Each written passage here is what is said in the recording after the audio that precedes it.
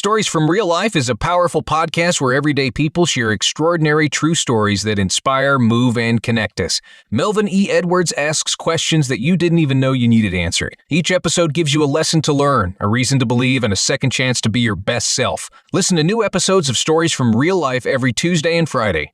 Pardon me while I go listen to this new episode right now.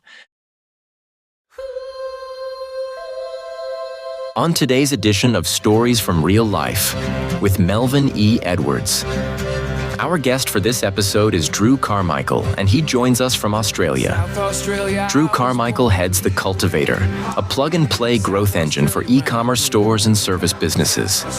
Drew flipped his natural grit into $300,000 in sales before adulthood, then $400,000 for himself, and over $4 million for clients. That's what I did. And I didn't go through like a whole sales pitch. I was just 100% honest, like, look, he showed me his website and I said, look, you need to make these few changes. He went away and did those changes and he was like, wow, you've really made a big difference to my site. Can I just pay you to do more?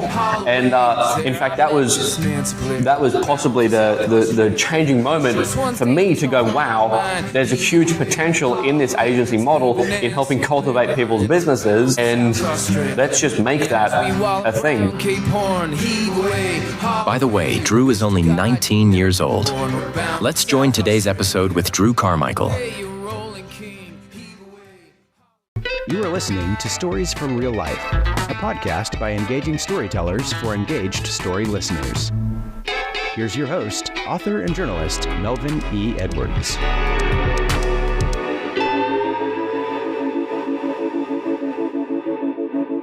Hello again, and welcome to another episode of Stories from Real Life. I'm your host, Melvin E. Edwards. Thanks for joining me for the podcast where personal stories can have a global impact. This podcast now has listeners in 70 countries, and one of those is Australia, where our guest today, Drew Carmichael, joins us. Drew, thank you so much for being here today. Thank you so much for having me, Melvin. It's so awesome to be on and share my story. So what time is it there where you are? Well, right now it is 7:07 a.m. on a Saturday. Super keen to jump on, though, and it'd be brilliant to obviously tell everyone in these 70 countries our story and hopefully provide some little insights along the way on, I'm not going to say success, but maybe on how to scale a business if there's any business owners listening. And yeah, it'd be great to tell it. That sounds great. Thank you for joining us so early on a Saturday morning. I really appreciate that. Not a stress. So I've heard you say that you're busier than a one-armed bricklayer. Is that a common saying in Australia? Oh yeah, it's a yeah. Well, in Australia we have a lot of funny sayings, and that's definitely one of them. Or you could say my calendar's more full than a state school hat rack. But there's so many different sayings. We really like to make everything a lot more casual in Australia. I don't know if you saw that ad from a little while back saying, come down to Australia and we'll pop a shrimp on the barbie. That doesn't exist, but, we always like coming up with those funny sayings that mean absolutely nothing. They just sound funny. They do sound funny with the accent. It's perfect. In America, we think everybody who's Australian is Crocodile Hunter or Crocodile Dundee. That's our only frame of reference. That's about it for us. Oh, there you go. So you're 19 years old. So relatively speaking, it wasn't that long ago when you were in primary school. What was your life like growing up in Townsville?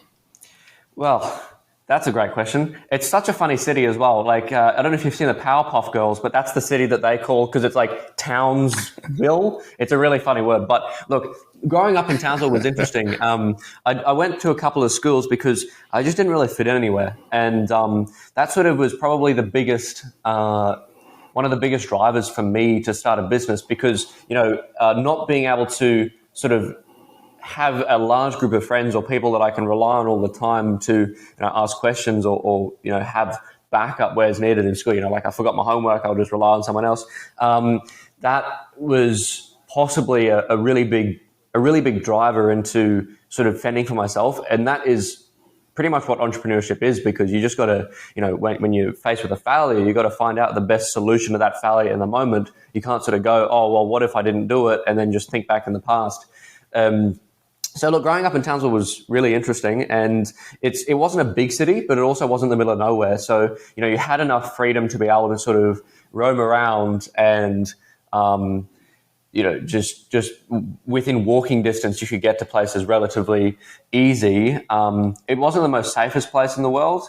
There's quite a bit of crime in Townsville, but look, it was a great city to grow up in. And as I've gotten older, I've definitely moved to a different city just because it's there's more people here, there's more things happening. And as we were talking about before the pod, Melvin, it'd be great to move to Texas or somewhere in the US just for a couple of years or maybe longer, depending on how I feel, to just get and extend that network. And in my experience of, even though I didn't have many friends at school, I find that once people mature and actually get a sense that everyone else is human, building a network of people that are like-minded outside your little bubble that was Townsville or that was, your school, it's super powerful to have a really powerful network and build connections through there.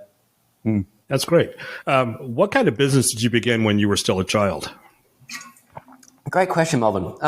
So look, the business that I had when I was a child, it was actually quite simple. And I really do believe in that when you're starting out in entrepreneurship, to not go full beans and create the next, HSBC bank or, something massive, because you need to, it's one thing to work at a 9-to-5 job and understand ticking off tasks, but to actually create the tasks from nothing and create and build is such a different aspect of achieving a business, right? And to go back to your question on what I built as a child, I was 13 at the time, and essentially the Australian version of Walmart came out with a little collectible item, which was it was called Stickies, and they went nuts essentially. So every $30 that you spend at a grocery store, you get one of these things at random, and you got to build a collection of 20. And kids around the country were just going nuts about them. And I was like, hey, you know what? Could probably capitalize on this trend and just sell them on Marketplace and sell them on eBay. And then I posted them. Maybe it was a little bit against the regulations, but I posted them in letters and just sent them straight around the country. And I made a couple $1,000s from that, which was really quite shocking, especially for little Drew at the time, where 5 figures of money was a pretty decent amount to see coming in. Having said that, there were failures along the way, and that they definitely did teach me a big lesson. And what inspired you to start your first e-commerce business? Well, it depends what you classify an e-commerce business is. The e-com, in my opinion, is businesses on the internet. Any business on the internet is e-commerce. So you could probably say the little Stickies reselling business that 13-year-old Drew had was an e-com business. But when the real e-commerce business started when I was doing Amazon, and that was after my Stickies thing. And I had a feeling that, I was spending so much time getting the Stickies, buying them from people at school, be quiet about that. But then I was reselling them. I had to go to the post office. I had to send them. I had to write the address down manually. And I found that Amazon did all of that automatically. They had a thing called FBA, and they still do, Fulfillment by Amazon. And obviously, I wasn't reselling Stickies there because there wasn't enough margin in them, or there was percentage-wise a big margin, but not value, the price, the money. So I was shipping bulk loads of just random products in Amazon. So massage guns and aroma diffusers, and at one stage there was like a pimple extraction device that I was shipping into Amazon, and it was all riding on the back of trends on the volume of search terms. Yeah, it was pretty crazy. But at one stage, that is where it really started taking off. And that is where the money sort of started coming in. There was a failure associated with that, though, that at one stage when I had 100 load of massage guns, and it was like my third or fourth 100 of massage guns in Amazon, they changed their regulations as they were on a boat, because, of course, sea shipping takes months to get to Australia, at least from China. And the massage guns needed a certain verification tick on them to be approved to go into Amazon. They didn't have that. So 100 massage guns rocked up at my front door at my house in the back of someone's car, which was it was a shock, to say the least, to have 100 massage guns, because I do use a massage gun every now and then, but I don't use anywhere near than 100. So I had to work out a way to get rid of them. And that was actually going back to the eBay model. And an element of that was little Drew swallowing his pride because, he doesn't have much friends. He wanted to make a name for himself. And then this massive failure that really it was $4,500 USD worth of massage guns. which was, again, big money for Drew, not necessarily big money in the scheme of things, but big money for Drew at the time. And it was just tough. So had to work out a way of recouping that investment into the inventory. Wow, that's interesting. Wouldn't have thought about massage guns being an investment opportunity. Yeah. But, all right, now you run a business called the Cultivator. Tell us about that.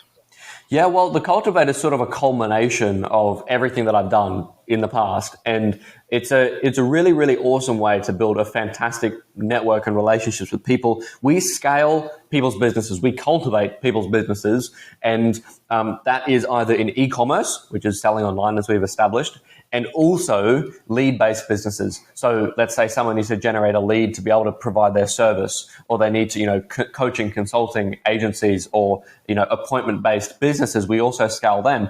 Why? You might go, well, these are two very different sort of businesses. Yes, they are. And that is why we have two different wings. So we started obviously with the e-com, and I did $300,000 of sales before I turned 19 for myself. So I was like, we may as well just build on the knowledge that we have and bring on some really knowledgeable team as well to be able to do e-com.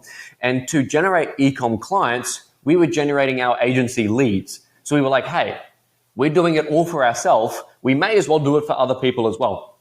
And that is quite simply my passion, because, throughout my whole life, I've been building stuff. Even before I started the entrepreneurship ventures or the businesses or the reselling of Stickies, I was building robots and just creating random things.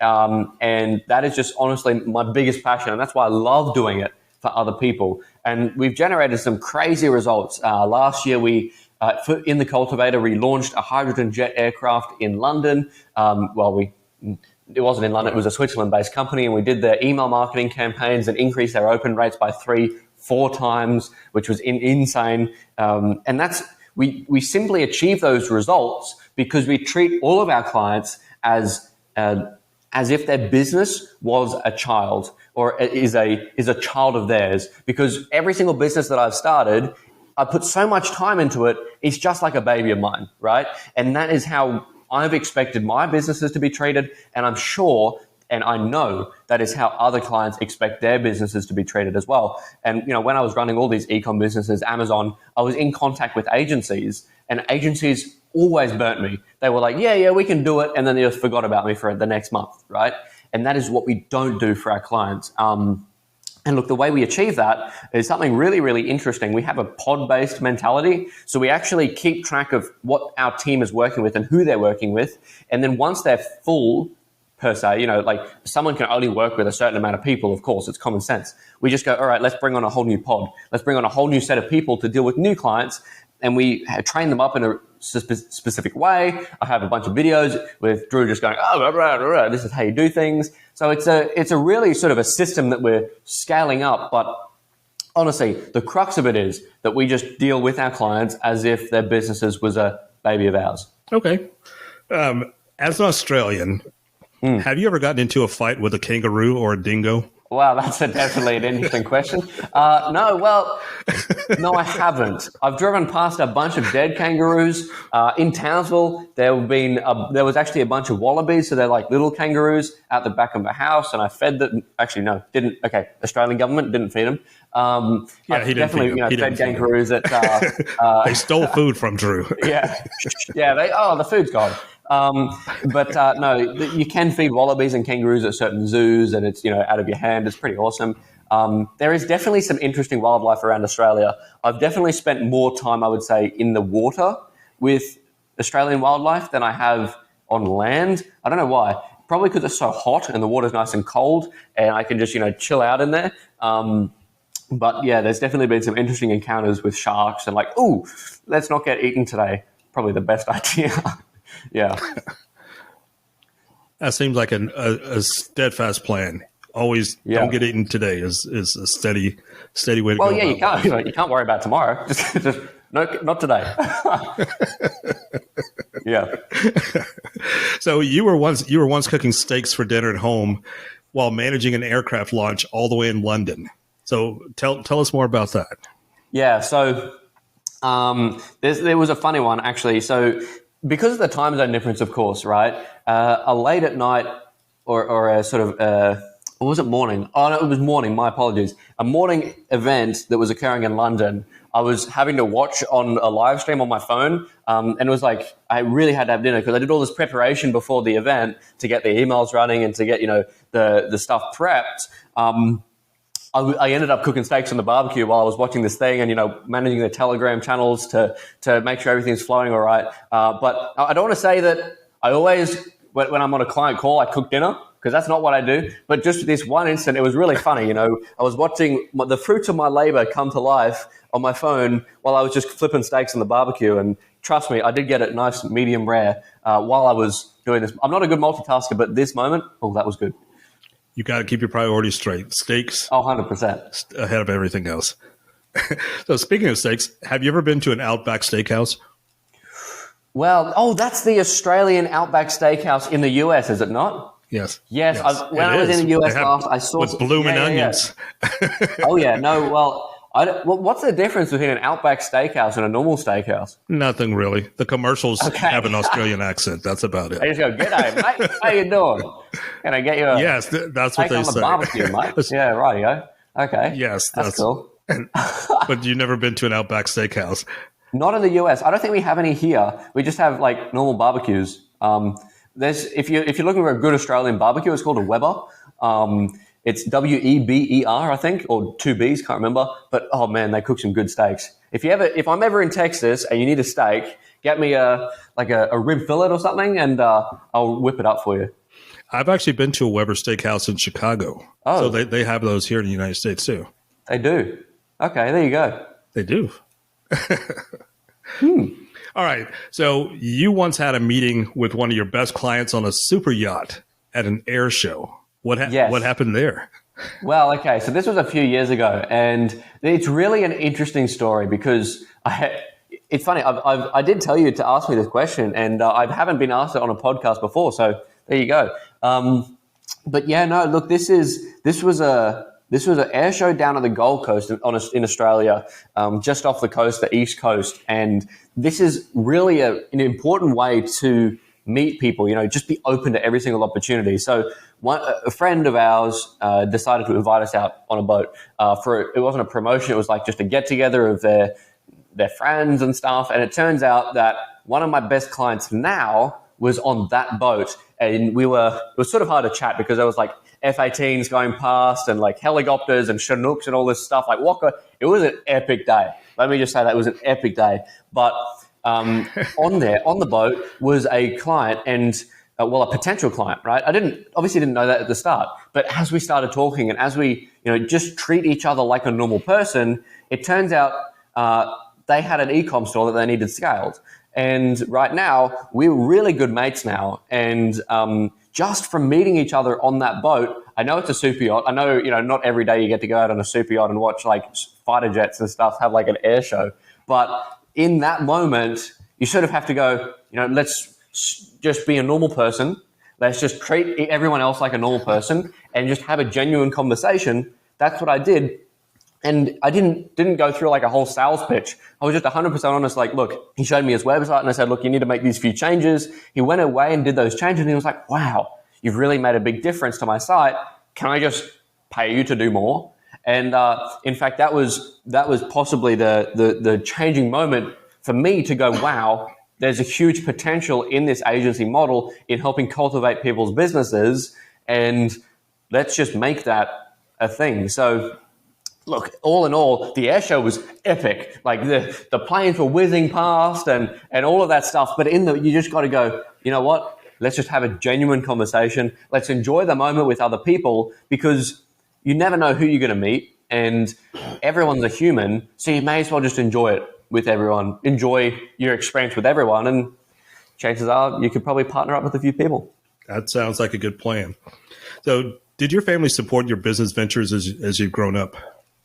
That's a great question. So are you talking about monetary or are you talking about just in general? Because I would like to say in general.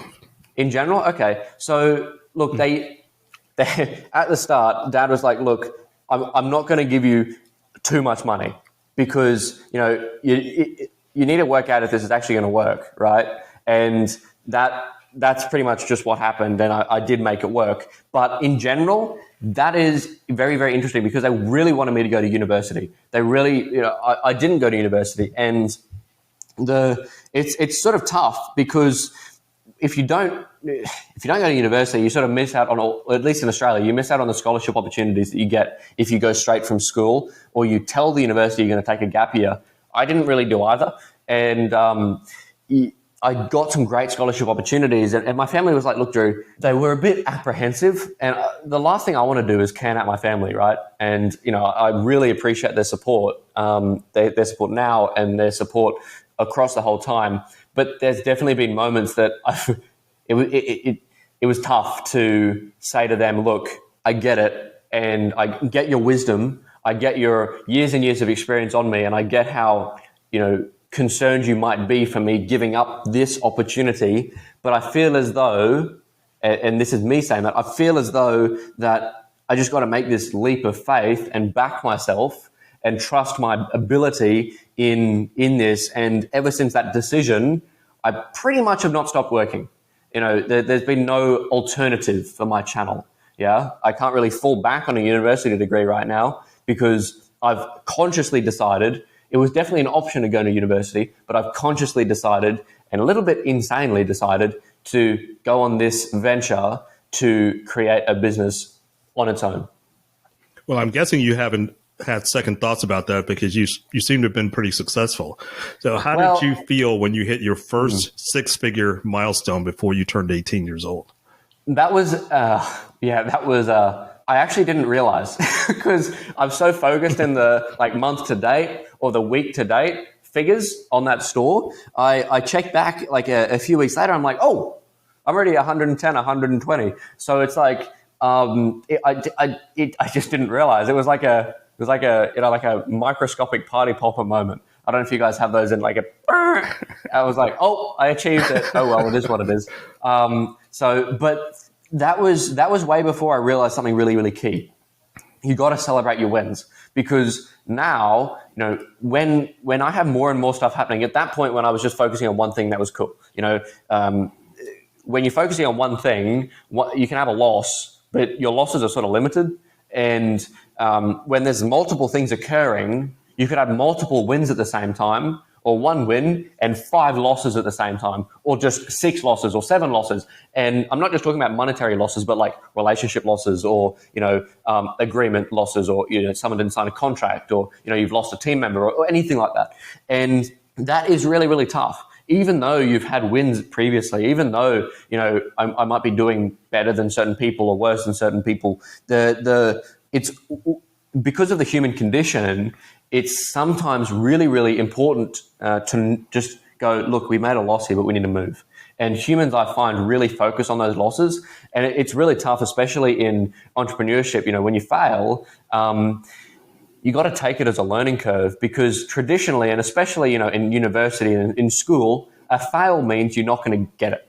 It's pretty simple. If you fail a subject, you're not going to get whatever you sought to achieve. So a degree, a doctorate, or whatever.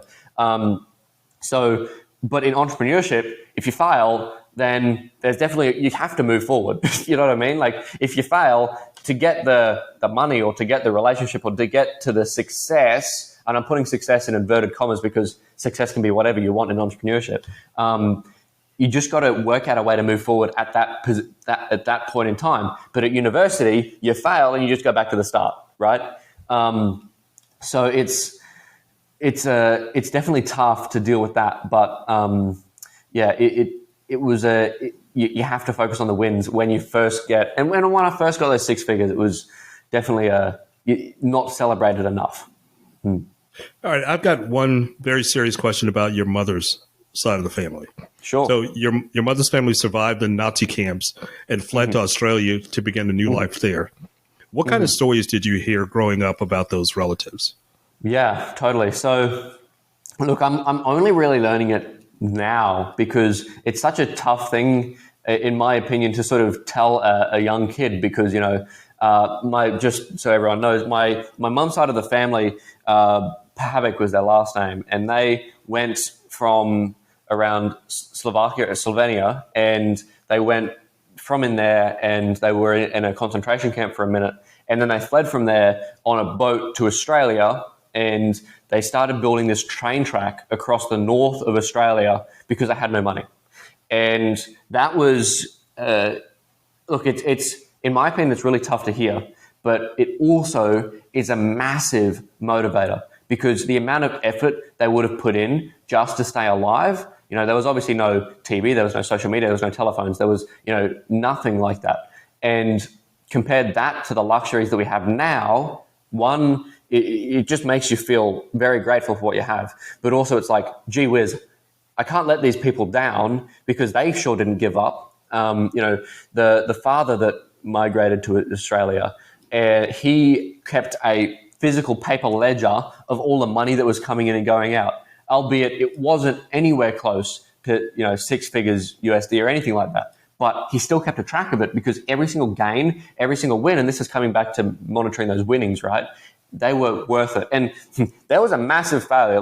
If it's so tough to even think about, even comprehend what it was like in their living conditions, right?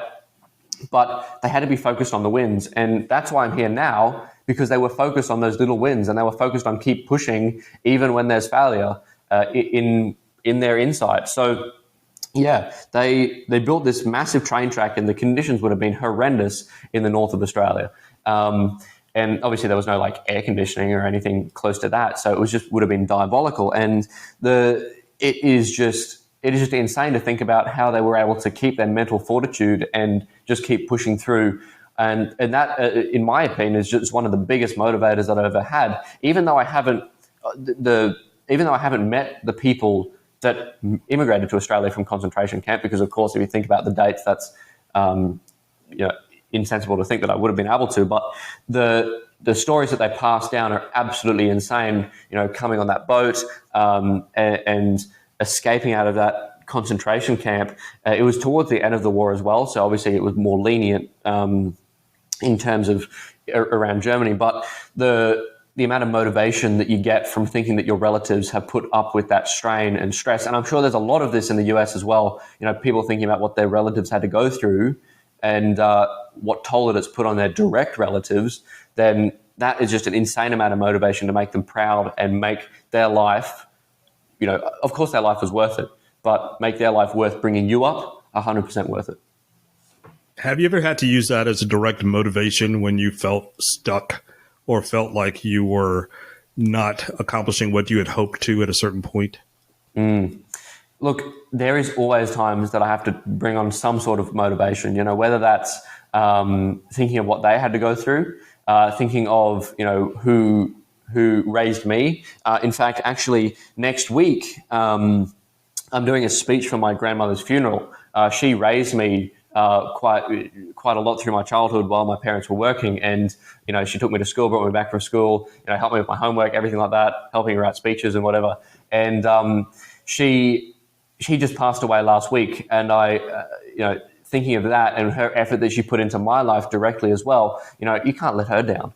You can't let her sort of think that, she went to all this effort to bring me up and let her down. So, everything that I think is just who has put effort into your life to make you who you are. And yes, you can think about what bad choices you've made, and you could feel bad about them, and you can wish that you didn't make those choices. But the only thing that you can change is now, and make them proud from the future choices that you make, or that I make, or whoever makes. So that is exactly what I do think of, Melvin. You're entirely right. All right, and I'm sorry for your loss, your grandmother. I appreciate that. Thank you. All right, let's go back to your businesses. What are your favorite tools for scaling an e-commerce store? Oh, I like this question. Okay, cool. Let me reframe my brain as well, because that was a very deep question you asked me before, so I need to sort of reframe Yes. now. But so scaling an e-com store is a very conscious and constant task, because some people think that it's a side hustle. Some people think that it's a passive income. Personally, I very much dislike the word passive income, because unless you can pay a team of people to manage money, then nothing is really passive income if you have direct control over it. So And an e-com store is exactly direct control. So an e-com store, I highly recommend to be on Shopify. I don't recommend WordPress or WooCommerce unless you're a really massive store that has the ability to, use WooCom, design it in a certain way. And because WooCommerce has a lot better payment fees and a lot better, if you're doing a large amount of payments and sales volume, then WooCommerce will suit that a lot better because it has a lot less fees. But Shopify is fantastic for the lower startup stores that are just getting started. So maybe less than like $1 million a month or something, like they can still get pretty large in Shopify. But Shopify is great. So use Shopify. That's my first tool. Second tool, I would definitely recommend to make sure that you have the Google and YouTube app installed on Shopify and also the Meta app installed on Shopify. So Shopify is really great with apps because you can just add tools in there and make sure that you're on those because you can't sell a secret. And we tell clients that all the time. If you open up a Shopify store, even if you have a brick and mortar business and you open up a website, chances are you'll get no visitors to the website because you just need to market it in a certain way. So that can be organic or that can be paid. And by installing the Google and YouTube app, which is one app, and installing the Meta app to Shopify, it allows you to get listed on Google and YouTube and also Meta, which is Facebook, Instagram, and Threads. So those are really, really important. And then after you do that, I highly recommend ensuring that the Google and YouTube app is connected to Merchant Center, which allows your products to be brought through to the shopping page on Google, and then also installing Microsoft Clarity on the e-commerce websites. In fact, install Microsoft Clarity onto any website you have. That can be on WordPress, that can be on Wix, Webflow, Framer, it could be on Shopify, anywhere. Install Microsoft Clarity because Microsoft Clarity allows you to see what people are doing on your website to the extent of watching back recordings where people are clicking, where they've come from, the heat maps, and essentially how they're converting. And by doing that, you'll be able to sort of take the mystery of why people are leaving. So it might be because a button's not working. It might be because they have to scroll too far. It might be because they get confused and start clicking in a random spot and you go, well, I'll just put the button there. So they click on the button.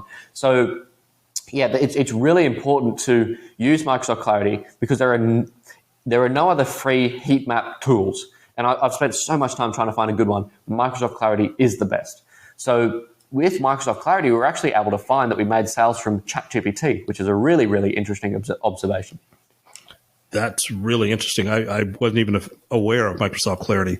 So I'll have to make sure I include a link in the show notes when this episode airs. So what's your go-to strategy for negotiating with manufacturers? Oh, okay. Great question. So negotiating with manufacturers is something I love to do. And I love doing business with, I know this is going to sound weird, especially talking to an American here, but I love doing business with China because they're just so quick and they will do anything for money. Like they will do anything. In fact, that guy that I had a meeting with on that boat in the air show, he actually just went to China and had a sit-down meeting with his supplier to get better rates, to get better, and then the supplier was like, you know what? I love that this person's gone to the effort. They gave him their biggest boardroom. They gave him, a free lunch, a free lunch in the boardroom. And then he also got it was like a Chinese version of a Rolls Royce to take him back to the hotel and to the, everything like that. So it was insane. So they really do everything for the money. I use Alibaba. Alibaba is really awesome. You can find manufacturers and suppliers in the US from Alibaba as well, which if you want to avoid any potential tariffs that are there. But a lot of the suppliers on Alibaba are actually finding ways around the tariffs right now, which is they have some really, really inventive ways of finding ways around tariffs. I don't want to mention any names. I don't want to mention how they do it, but I've definitely been briefed on a few ways that they're able to do it. I haven't taken advantage of it myself to get around the tariffs, but if you're interested, just reach out to some suppliers on Alibaba. Essentially what I do is I create a script that I copy and paste and I change the name. I essentially say, hi, supplier name. I am a well-established, growing e-commerce business in wherever you're based, or like in Australia. We specialize specifically in the type of products you want to source, so put them in there. We specialize specifically in dog products, and we're interested in ordering a MOQ of 1 for your product here, which then you can inquire on there. The reason why I say an MOQ of 1 or a minimum order quantity of 1 is because I highly believe in starting to try and drop ship products first. Because if you drop ship products first, then you don't have to test you can test the product pretty easily, and you don't have to bring in a large inventory quantity before you test it. Even though the shipping times may be a bit worse, even though you might not get enough customization features, it's best to drop ship and test your abilities. Because if you're just starting up an e-com store or you're just expanding to e-commerce, being able to drop ship will mean that you can test your abilities to market the product.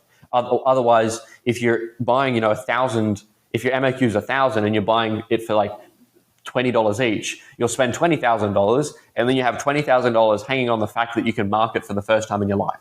So I highly recommend that you drop ship products and then test on there. It might be a slow start, but having the supplier open to that agreement is 100% beneficial. All right. What's one marketing trend you think entrepreneurs should leverage in 2025? Oh, okay. All right. I sound like Matthew McConaughey. So look, I think I'm not a trend guy. I tried to capitalize on trends with my first e-com businesses, and that went really well. But the biggest thing though that really carried the business, and I learned it very quickly, was creating a brand. Because if you're capitalizing on a trend, if the trend stops, then your business stops as well. If you create a brand and you take advantage of the trend with the brand, you'll get people into your brand, but then people will buy again because they like your brand. So that sort of lends itself to a trend that's happening now called personal branding. And I think personal branding is huge because people need trust on the internet now. There are so many scammers. There's so many people walking around saying they're Facebook support, or they're walking around saying, they have a crypto coin that'll go to the moon or something like that. And no one trusts anything on the internet these days. So to create something that's trustworthy through a personal brand, it's kind of trending right now, I highly recommend as well. There's a few things, like I recommend ChatGPT as well. Like AI is trending right now. You could definitely say that yourself, 100%. Everyone knows that AI is trending. But there's some big things that I've noticed with AI that people say things are AI that aren't. It's just a computer program. In fact, to an extent, I'm in this Facebook group that sort of bags out AI, and someone posted a photo that they found a screen protector that said enhanced for AI. I don't even know how a screen protector will improve your artificial intelligence anything, but anyway, apparently it said it. So that's what I'm saying. Just be careful on what you think is AI and what you think is not. And also, a lot of AI products use the ChatGPT API. So API is essentially a code that they're able to query ChatGPT, and they pay a discounted amount per token, and that software can just use ChatGPT. So it's essentially you're paying more for the software that has a funky branding, and they're essentially just only using ChatGPT. So be really, really careful of that. Personally, out of all the AI tools I mostly use ChatGPT. I have it for the team, and ChatGPT we just use. I say, look, if you have another AI product, ChatGPT can probably do it because I built it off ChatGPT. Wow, that's interesting. So you and I are on opposite ends of the earth right now. I'm in the United States. You're in Australia. And you do business all over the place. So how do you recruit and manage a team that spans different countries? That's a great question. So we have a very, very continuous onboarding scheme. We actually interview between 30 and 50 people a week. And that is really, really important because we don't hire everyone, and we need to have the best of the best. And to have clients all over the world, we interview people from different locations. So we have three teams essentially. We have one for the US or the US area. We have one for the Europe area, and then one for the sort of Australia, Oceania area, because that is sort of the three main time zones. And I hate having people work graveyard shifts. A lot of freelancers and a lot of people in developing countries are very, very keen to work overnight just to get money. And I'm like, that's cool, but it's sort of hard to manage because they could fall asleep. So that's what we do. And we have a whole portal system set up that we've built off. We sort of have a white labeled system that we're able to manage clients in, manage the team. That syncs their tasks through to their time tracking system, which get developed or sent to them once they complete the onboarding training. We have a whole sort of system set up that allows that. And let me tell you, I'm not a procedural kind of guy. I have this, just a mentality of if it's broken, get it fixed. If it's not working, get it fixed. If it needs to be done better, get it done better mentality. So sort of sitting down and going, let me create an SOP for this was quite challenging, but it has to be done to get a team working in a linear fashion. Okay. So once again, I just have a couple of questions left. Yeah, sure. I want to touch on your age. I'm sure that's not your favorite subject, but you are very young, and I'm sure you do lots of business with lots of people who are much, much older than you are. So how do you handle imposter syndrome or self-doubt? Oh, self-doubt's a tough one because, to be in a world where most of the people that I'm competing with are possibly at least double my age, it is tough. And, I doubt myself a lot. And that shouldn't be done, because if you doubt yourself a lot, who else is going to believe in you? And I have this poster set up behind my camera. It says, if you do not believe in yourself, no one else will. It's written up behind my wall there. So while I'm on my computer, I can see it. So essentially what that means is, well, it's pretty simple. It's self-explanatory. It's common sense. If you don't believe in yourself, if you don't have courage in yourself, how can you show other people to believe in you as well? People are paying me to scale their business and to cultivate their business. Why would they trust me to do that if I don't trust myself to do that? So it's pretty simple. You just got to be the best you can. You just got to believe you're the best, and you just got to do the best. And that is essentially the crux of it. It's a lot of what I do is common sense, and a lot of business is common sense. It's not like, ooh, we have this funky tool that really scales it, because it's pretty easy to find those tools now because of the internet. It's hard to gatekeep something. So it's a lot of common sense, just finding what works and just going ham with that. Okay, a final question today. What's one piece of advice you'd give to someone starting with no capital? Okay, starting with no capital. That's interesting. Yeah, look, if you start with no capital, that was very much me. And starting with no capital is possibly the best way to go, because you need to generate a net profit from the get-go if you're starting with no capital. It's very hard to start with no capital and then find them anyway, it doesn't matter. If you start with no capital, then what you need to do is just get the money coming in somehow. So that is selling something small, selling something efficient, telling someone else that you can sell something for them, telling someone else that you can do something for them, like mow their lawn, cut their grass. That's the same thing. Gurney something, which is like pressure wash something. Or, do their dishes, something very simple, just on your own terms. Like you might go, oh, well, I can have a 9-to-5 job that cuts grass. You can, but it's a whole different story to actually find the work yourself and get it done yourself, and then tick that off the box and then move on to the next task. That is what an entrepreneur does, and they just get work done. So that is what I recommend. If you're starting from no capital, just do the unimpressive, the unenjoyable, the possibly embarrassing jobs first, to then get the ball rolling, and then you can scale up from there, whatever that is. Like I have a mate who is a pressure washer. Like it's not like you go to a world function, you say, oh, I'm a pressure washer. Okay, great. But he's just bought his own car. He's just moved out. He's just, he's renting a place. So he's been able to do well for himself by doing the ugly jobs, but it's not ugly for him. It works, and it's all power to him, right? So if you're an entrepreneur, you have zero capital, don't go out and say, hey, I'm going to start an international marketing agency. Build up from the ground, build up from where you need to build from. It's only that people who are really successful now have gone through that process. They've started from somewhere. So don't compare yourself to other people, because you don't know what they've gone through, and your situation is never going to be the same as someone else's. Well, that's great advice as we start to wind down this conversation today. Our guest today has been teenage businessman Drew Carmichael, who joins us from Australia. Thank you so much, Drew, for being here today. I've enjoyed this conversation. Thank you so much for having me, Melvin. I really do appreciate you as well. Please go to my website at podcastreallife.com for more information about my guests and the things we discussed today. That's it for today's episode of Stories from Real Life. Join us again next time for another chance to learn from each other. Until then, don't forget to shine your light wherever you go. That was Stories from Real Life. Join us again next week for another great storytelling journey. See you next time.